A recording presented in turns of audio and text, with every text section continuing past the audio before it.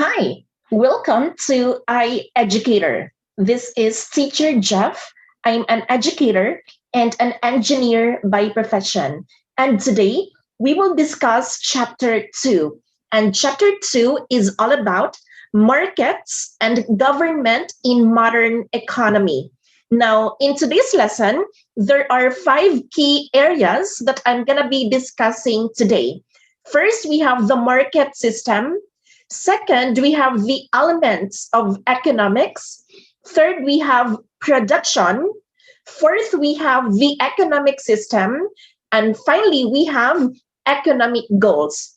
Now, in order for us to get started, let us discuss first the market system.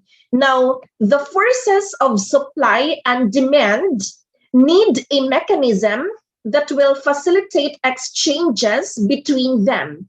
Now, the mechanism, which is called the market, is crucial in affecting transactions between the buyers who makes the demand and the sellers who produce the products or commodities. So when does a market exist then? Well, when buyers wishing to exchange money for a good or service are in contact with sellers wishing to exchange goods and services for money, then a market exists. Now, as we have seen, factor owners sell factor units to business firms, and the business firms turn out finished goods and services, which they sell to other units in the system, to the factor owners themselves, to household or consumer units, to the government, and to all others who may want to buy such goods and services as are put out by the firms. Now, in this system, sellers are also invariably buyers. The economic picture also represents a series of market relationships. Now, what is meant by market? If it's a market in economics, it refers to a situation wherein there are buyers and sellers sufficiently in communication with each other that exchange takes place among them. Now, to have a market, it is not necessary that buyers and sellers meet at a certain place. Okay, so they may communicate by correspondence or via a telephone call or cable. It is enough that they are sufficiently in contact with one another and that exchange takes place between or among them. Now, markets can be classified in various ways. For instance, we may classify markets of what is being sold or bought. Now, the market that usually known to men in the street is what we call as market for finished goods or commodities. For example, we have Carbon Market, we have Ayala Mall Supermarket, and the like. But other kinds of markets also exist where factors of production are being sold and bought, and this market is also known as factor market. Now, if we pursue this further, we can speak of a labor market, a capital market, or a land market or real estate. And in international trade, one may have to go to the foreign exchange market to sell or buy the foreign currency necessary to finance international consumption. And there are also keywords that we need to understand because we are technically talking about markets and government in modern economy. So if we say household, a household refers to the consuming unit of the economy. And if we say firms, these refer to the producing unit of the economy. And if we say product market, this pertains to a place where all final goods are available for sale. Again, product market is where all final goods or finished goods are available for sale. And if we say factor market, this refers to a place where inputs of production are being sold. When I say inputs of production, these are not finished goods as of yet. All right. So these are just raw materials that are being transformed into a finished product. So what do we mean by market system? So like I said earlier, market is a mechanism by which buyers and sellers of commodity interact to determine its price and quantity. Now, prices, take note, they represent the terms on which people and firms voluntarily exchange different commodities, and these serve as signals to producers and consumers. And also, they coordinate the decisions of producers and consumers in a market. So this serves as the balance wheel in the market mechanism. Now, under market structure may be classified in the following categories. First, we have perfect type, and second, we have imperfect type. For perfect type market structure, this is divided into two parts. First, we have perfect or pure competition, and second, we have pure monopoly. On the other hand, if we say imperfect type of market structure, this includes monopolistic competition and oligopoly as well. Now, in order for us to better understand them better, let us discuss them one by one, starting with perfect type. So under perfect time, like I said earlier, we have perfect or pure competition. Now, what do I mean by perfect or pure competition? If we say perfect or pure competition, it is a market situation where there is a large number of independent buyers and sellers that no one individual or group can significantly influence the price of what is being bought and sold. Now, the following are the characteristics of perfect or pure competition. First, we have a plurality of buyers and sellers. If we say plurality of buyers and sellers, there are many buyers and there are also many sellers.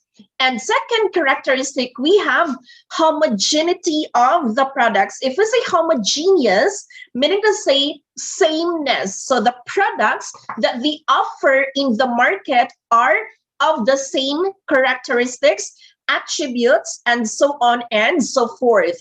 Third characteristic, we have firms are price takers. And fourth, we have perfect mobility of resources, meaning to say the resources which refer to the raw materials, okay? So the raw materials are easily accessible. And finally, we have perfect knowledge on the market. So under perfect or pure competition, this further implies that any buyer can go to any of the sellers and obtain the product, which is no different from that sold by other sellers. Now, in such market situation, the commodity price is set objectively by competition, at which price is assumed that the seller can dispose of all what he has in the market because he is only an infinitesimal minority. And obviously, pure competition is too perfect a market to be at all realistic. So nevertheless, it is a useful model for analysis of market behavior, particularly if one deals in the market for agricultural crops or for securities in the financial world. Now, the second example under perfect type market structure, we have pure monopoly. So what does it mean? If we say pure monopoly, it is a market situation where there is only one seller supplying unique good. Now, the monopoly firm or seller determines its own policies, and since there are no competitors, it does not have anything to fear in so far for actions of other firms are concerned. Now, the monopolist is in position to dictate his selling price on a take it or leave it basis, but he has to consider, nevertheless, the buyer's demand for this product. Now, The characteristics of a pure monopoly type of perfect type market structure.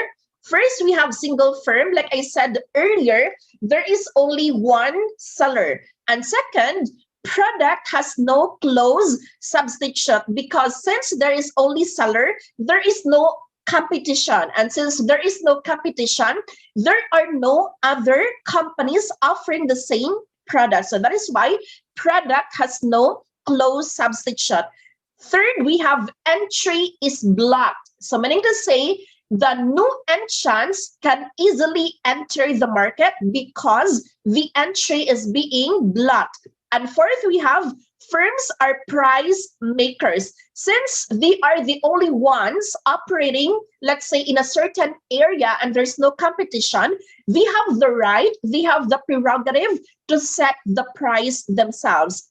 And finally, no extensive advertisement used, okay, since there is no competition. Now, like pure competition, pure monopoly does not exist in the actual world. And broadly speaking, there are substitutes for all products. And so the monopolist must have to consider one way or the other the action of one seller or producers in the general market. So this is under perfect type of market structure. Now moving on to the imperfect type of market structure. So under imperfect type of market structure, one example we have is monopolistic competition. So what is meant by monopolistic competition then? If we say monopolistic competition, it is a market situation where there is a relatively large number of small producers and suppliers selling similar but not identical products. Now, as the term implies, this type of market situation combines features of both competition and monopoly. Now, there is competition in the sense that there is sufficiently large number of sellers and buyers, and there is monopoly to the extent that each seller or firm can determine its own policies without regard of the policies of the competitors. Now, such an admixture is possible because of product differentiation. And because of product differentiation, monopolistic competition may be the market situation for many products being sold and bought in the modern world. For instance, the market for milk, the market for automobiles, the market for shoes, clothes, etc., where product differentiation through advertisement and other selling activities is popular, approaches monopolistic competition. And the characteristics of imperfect type monopolistic competition, we have many buyers or small sellers, product is differentiated, relative free entry, meaning to say new entrants in the market can easily enter because the entry is not blocked. We also have advertising is necessary given that you have competition, and also firms has control over the price. Okay, so the next example under imperfect type of market structure, we have oligopoly. If we say oligopoly, it is a market situation where there are few firms offering standardized or differentiated goods and services. That includes a wider range of market structure. And because of their small number, mutual interdependence exists among them. Now, this means that each firm determines its own policies, but in so doing, it takes into consideration the possible effects of these policies upon the action of the other firm competitors. And the characteristics of oligopoly imperfect type of market structure, we have few sellers, many buyers. Products may be differentiated or similar, relatively free entry as well, because new entrants can easily enter the market. Mutual interdependence, because they give and there is a give and take relationship. advertisement is necessary given that there is competition, and also firms has control over the price.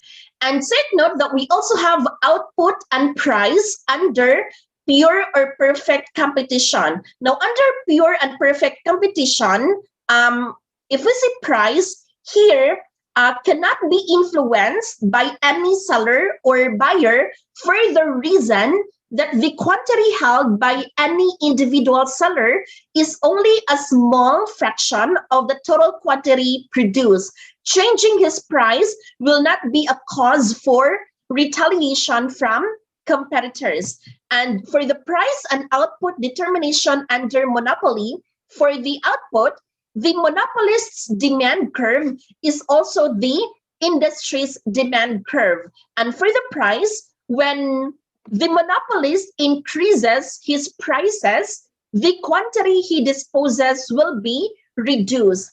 And when the monopolist decreases his prices, the quantity he disposes will be raised. Here, the monopolist will naturally seek the price and quantity combination that will bring him the greatest amount of profits. Now, in pursuing this objective, however, he faces three possible situations. First, we have constant costs. Second, we have increasing costs.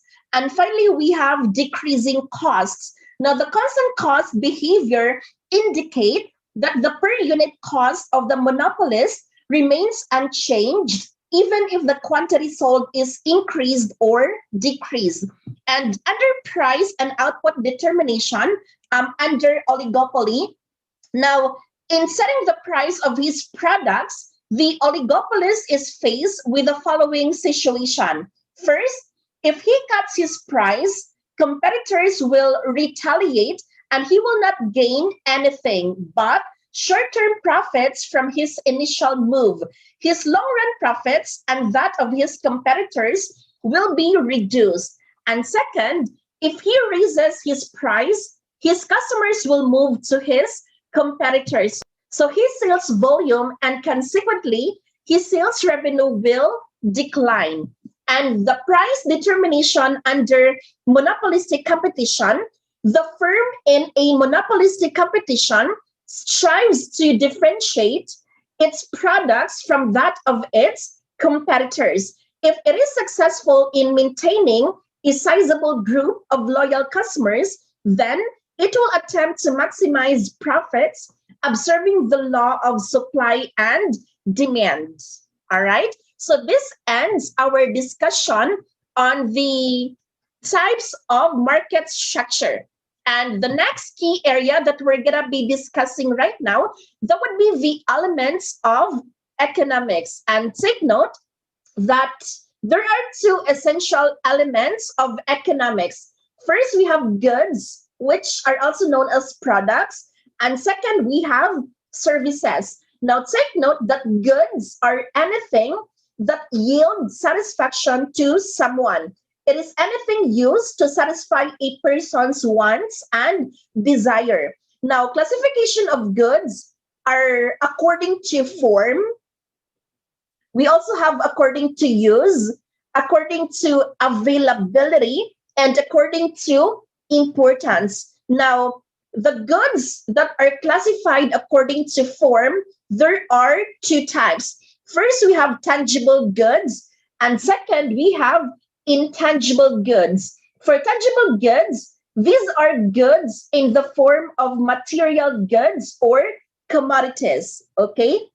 And second, if we say intangible goods, these are things or goods that come from a form of a service. The main difference between the two is that if we say tangible goods, this is something that can be seen or touched by the consumers or the persons. And if we say intangible, this is something that cannot be seen nor touched. Instead, it can be felt. So if we say intangible goods, these are things that come from a form of service. Let's say customer satisfaction.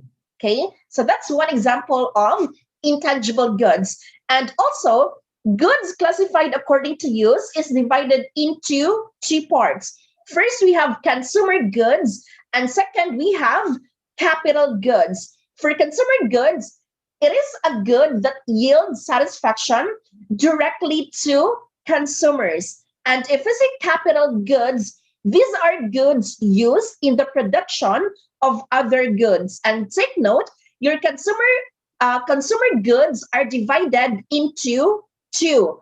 First, we have durable and non-durable goods. Now, the difference between the two is that if it's a durable goods, these are goods that are intended for more than one-time usage. And for non-durable goods, these are goods which is one-time usage only. Okay, so examples of durable goods, we have, let's say, refrigerator. Okay, so we have a washing machine and so on and so forth.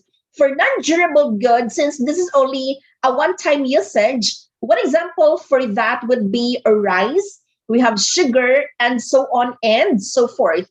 Now, also, goods classified according to availability is divided into two as well. We have economic goods and free goods. If we say economic goods, these are goods that are useful but scarce or limited. The value is attached for its use, known as price. On the other hand, if we say free goods, these are the goods that are abundant and free, and there is enough of it to satisfy everyone's needs. And finally, the goods classified according to importance, we have essential goods and luxury goods. So essential goods are those important goods which are used to satisfy basic needs. So these are the goods which man cannot live without. Meaning, if we say essential goods, these are our needs. Okay, examples are clothing, water, shelter, and so on. For luxury goods, these are goods which man can live without, but are used to contribute for his comfort. So in other words, luxury goods refer to human want. Okay, the next key area that we're going to be discussing, that would be production. So what is meant by production? If we say production, it is the process or means of creating and producing goods. The following are the two kinds of production. First, we have manufacturing or industry. And second, we have agriculture. Now, if we say manufacturing or industry, this is the use of production by means of machineries and equipment. It is the physical transformation of a commodity from raw materials to finished products. On the other hand, for agricultural, it is a production which takes place in a farm. And the next key area that we have, that would be the economic system. So take note that the distribution of goods and services will depend partly on the availability of resources, the laws, the customs and traditions prevalent in a given society. Now, distribution shall also depend partly on the objectives of the economic system the society has adapted. Now, plans and decisions on economic activities vary among countries with different economic systems. But what is an economic system? If we say economic system, it is a set of economic institutions that dominates a given economy. It is also defined as an organization that is based primarily on the manner in which the productive enterprises are to be operated, managed, and owned. And in turn, economic institutions are those social organizations, relationships, and arrangements which determine in a given society the manner in which scarce resources are utilized to satisfy human wants. Now, this institution stands side by side with the other social institutions which deal with political, religious, and educational affairs. Now, it also deals with production, marketing, distribution, consumption, financing, and business. Now, there are two important elements of economic system. First, we have ideology, and second, we have efficiency. And economic system as well are classified into four models. First, we have capitalism. Second, we have communism. Third, we have socialism. And finally, we have mixed economy. Now, in order for us to better understand them, let us discuss them one by one, starting with capitalism. Now, what is meant by capitalism? If we say capitalism, this refers to the factors of production and distribution are owned and managed by private individuals or corporations. Again, these are managed by private institutions or corporations. Now, it has been known by similar terms like market economy, free enterprise economy, or laissez-faire economy. Now, the latter is a French word which means no government intervention in economic affairs, given that this is privately owned by individuals or corporations. And the essential characteristics of capitalism are private property, economic freedom, free competition, and profit motive. Okay.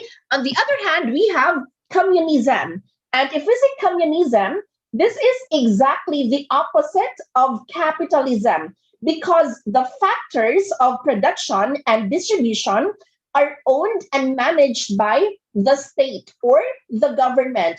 And it is also called as command economy or classless economy. Now, the essential characteristics of communism that would be no private property, no free competition, since the government is the only seller, no economic freedom, no profit motive, and presence of central planning. And the next model of economic system that we have is what we call socialism. And socialism is a combination of capitalism and communism. Now, the major and strategic industries are owned and managed by the state or government, while the minor industries belong to private sector. Now, Karl Marx, okay, the one in the picture below, Karl Marx, the father of modern socialism, called socialism as the lower stage of post-capitalism and communism as the higher stage of post-capitalism. Since socialism is the combination of capitalism and communism, its essential characteristics, therefore, constitute both those of capitalism and communism. And finally, the last model for economic system, that would be mixed economy.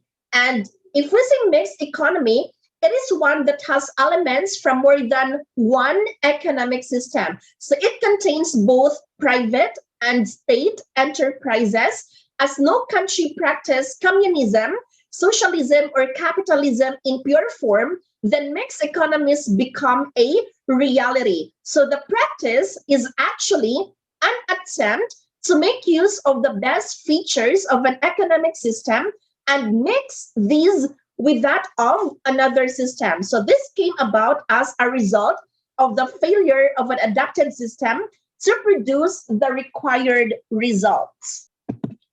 All right, so the last key area that we're going to be discussing right now, that would be economic goals. Now, take note that economics is basically concerned with a fair distribution of goods and services, right?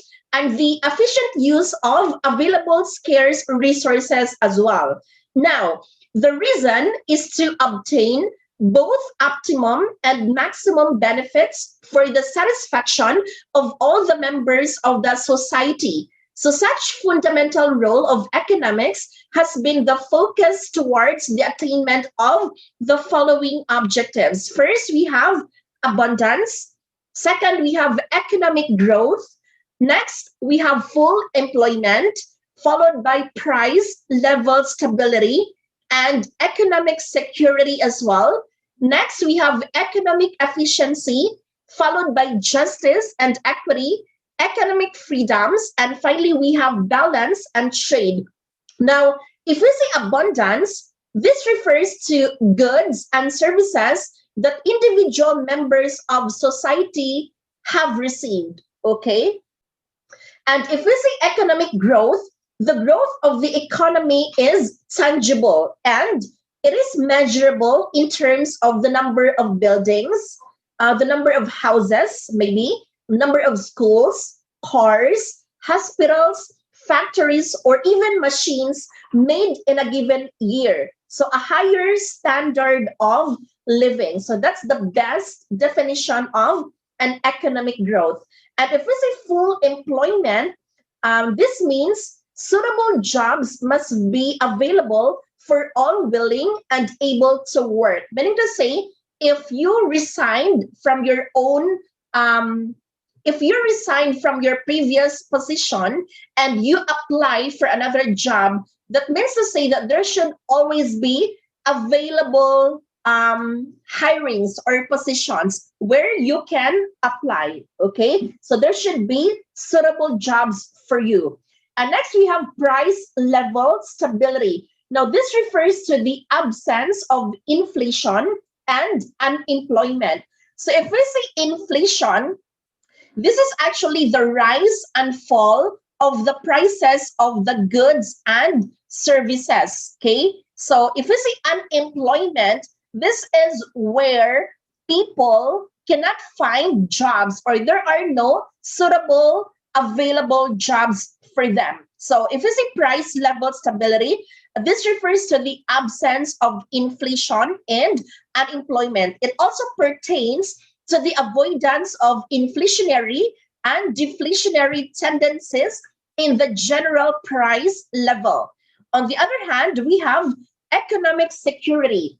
If we say economic security, the provisions of benefits to the sick, okay, you provide benefits to those who are in need, especially those who are sick, disabled, handicapped, and aged, or in general, those economically incapable, okay? And meaning to say, economic security generally depends on the economic stability. And also, the next objective that we have, that would be economic efficiency. It simply means productivity. It is measured in terms of unit cost or average cost. It is also required or acquired rather by applying appropriate technology, machineries and equipment, materials, and management as well. So it also pertains in earning maximum benefits at minimum cost from the limited productive resources available. And for another objective, we have justice and equity. If there is unfair distribution of wealth, income, and power among the members of society, if there is a big gap between the rich and the poor, then there is no justice and equity. So these are the main problems of the poor countries, especially those under third world countries. Another, we have economic freedoms. Now, if all of us are free to choose the things we want and free to do the things we want to do, then there is economic freedom. However, take note that freedom is construed not to violate the moral and legal values. And finally, we have balance of trade. This is the acquisition of favorable balance of trade in international transaction. All right, I think that's a good place to stop. If you like this video, please don't forget to subscribe and hit the bell button for the latest updates. Thank you.